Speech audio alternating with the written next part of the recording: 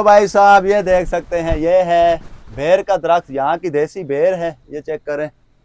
और इसके साथ ही ये तूत का दरख्त है, ये देखें, इसको मैं पकड़ता हूँ, ये देखें, इसके साथ ये तूत लगे हैं। आज 8वां महीना है 2025 और 20 तारीख है, ये देख सकते हैं।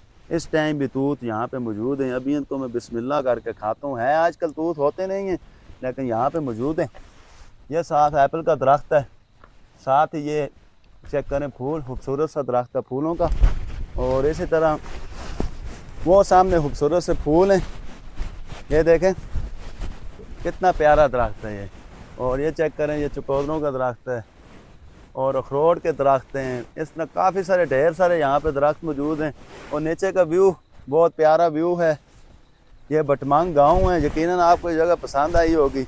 तो अगर यहाँ का आपने व्लॉग देखना है बरसुकून तरीके से, मेरा यूट्यूब पे चैनल है तौसीफ गिलानी व्लॉग्स के नाम पे, वहाँ पे आप जाके व्लॉग्स भी देख सकते हैं, मुझे सब्सक्राइब भी कर सकते हैं।